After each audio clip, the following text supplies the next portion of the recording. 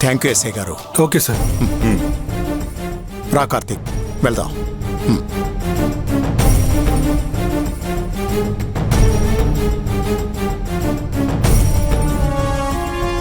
Thank you చిన్నాన్న, దేవుళ్ళ వచ్చి నన్ను విడిపించారు.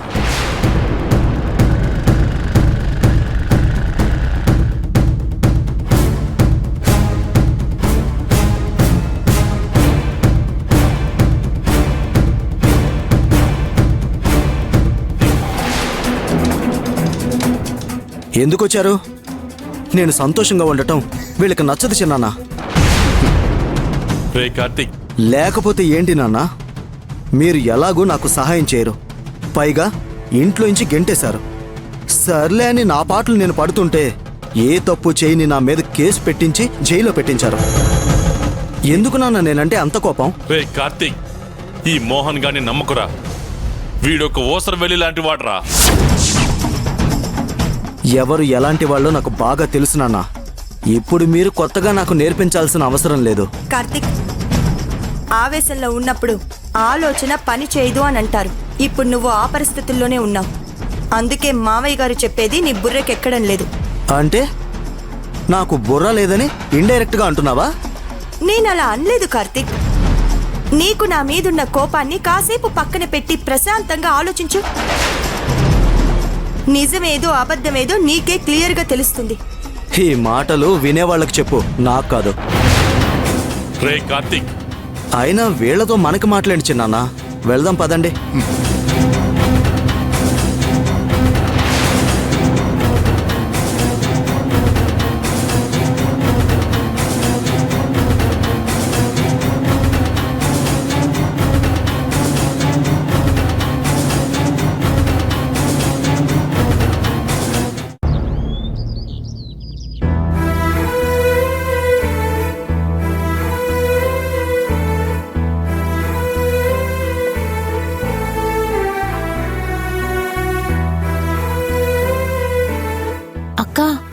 నాన్న వదిన చిన్నన్నయ్యను బయటికి తీసుకొస్తారు కదూ?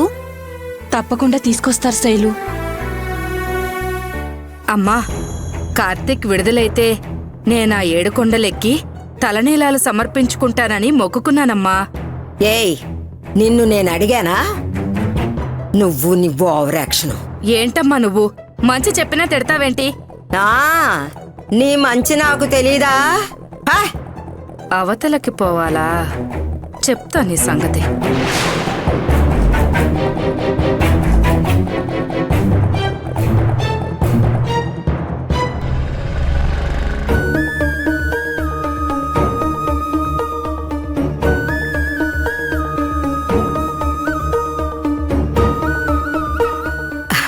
రే సత్యం, ఏమైందిరా? వదినా, చిన్నన్నయ్యని బెయిల్ మీద బయటికి తీసుకొచ్చారా?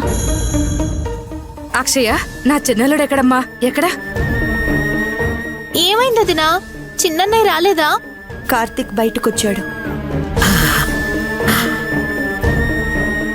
అమ్మయ్యా, నా మొర ఆలకించావు తండ్రి.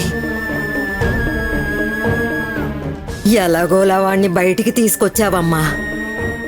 లేదమ్మమ్మ, కార్తిక్ని విడిపించింది నేను కాదు. నువ్వు కాదా? మరెవరు? మోహన్.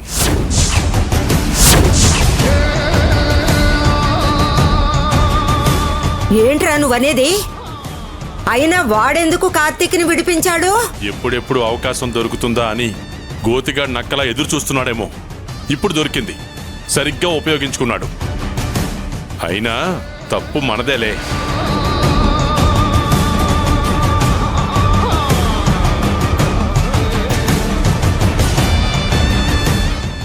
రాజా, వాణ్ణి బెయిల్ మీద విడిపించలేదు. ఆ మోహన్ గారు విడిపించి కార్తీక్ దృష్టిలో దేవుడైపోయాడు. అంటే ఏంటి నాన్న మీరనేది? నీ చిన్న కొడుకు దగ్గర మంచి పేరు తెచ్చుకోవడానికి వాడు చేసిన తప్పుల్ని సమర్థించాలంటావా? నా ఉద్దేశం అది కాదు రాజా. వాణ్ణి మనం విడిపించుకుంటే బాగుండేది అంటున్నా. మా మావయ్య గారిని బైక్తో గుద్ది చంపాలనుకున్నాడు వాడు. అలాంటి వాణ్ణి నేను బయటికి తీసుకురావాలా? యాండి, ఆ యాక్సిడెంట్ కార్తిక్ చేసుండడని నేను మొదటి నుంచి మీకు చెప్తూనే ఉన్నాను కదండి. అది వాడు నిరూపించుకొని బయటికి రానివ్వు. అప్పుడు నమ్ముతాను. కానీ వాడలా చేయడు. ఎందుకంటే వాడు కూడా ఆ మోహన్ రామ్ లాగే పెద్ద మోసగాడు కాబట్టి. చేసిన తప్పుల్ని దిద్దుకునే బుద్ధి ఇద్దరికీ లేదు కదా. అందుకే అవకాశం దొరకగానే ఇద్దరు ఒక్కటైపోయారు.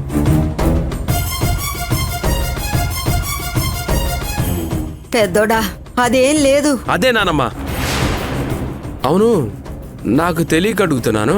వాడికి నా మీద కోపం ఉంది సరే, మరి మీ అందరి మీద ప్రేమ పొంగిపోతూ ఉంటుంది కదా. మరి మీ గురించైనా ఆలోచించాలి కదా.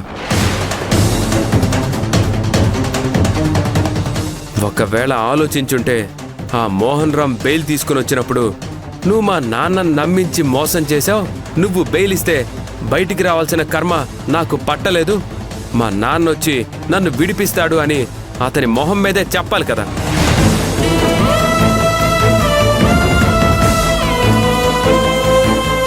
కానీ వాడు అలా చెప్పాడా? చెప్పలేదు. అవకాశవాది కదా. తోకూపుకుంటూ ఆ మోసగాడి వెనకే వెళ్ళిపోయాడు. అలాంటి నమ్మక ద్రోహికి మీరు సపోర్ట్ చేస్తున్నారు. గ్రేట్.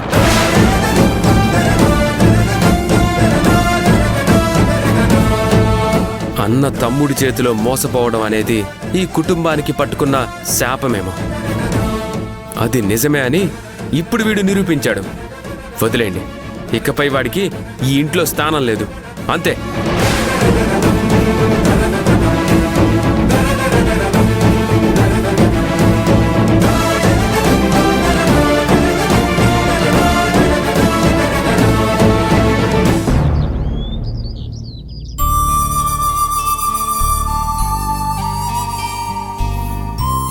అమ్మా వందన, నానా, షాప్కి వెళ్ళి సోముకి సాయంగా ఉండమని నానితో చెప్పాను. వెళ్ళాడా?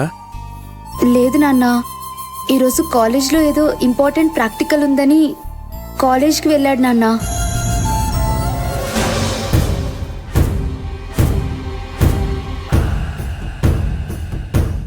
ఏయ్ ఆగు, ఎక్కడికే? సరాసరి ఇంట్లోకి వచ్చేస్తున్నావు? మా నాన్నని కలవడానికి. ఏయ్, ఇకపై మీ నాన్నని కలవడానికి వీల్లేదు. వెళ్ళు, బయటకెళ్ళు, ఇంట్లోంచి బయటకెళ్ళవే. నేను మా నాన్నతో మాట్లాడను అని మాత్రమే ఒట్టేశాను, కలవనని కాదు. ఓ అలాగా, ఇప్పుడు చెప్తున్నాను, మీ నాన్నని కలవడానికి వీల్లేదు. పో బయటికి. నన్ను బయటికి వెళ్ళమని చెప్పే రైట్స్ నీకు లేవు. నిన్ను రాక్క, బయట ఏంటక్క మాటలు? అమ్మ నీతో ఏమైనా గొడవ పడిందా? అంతేగా.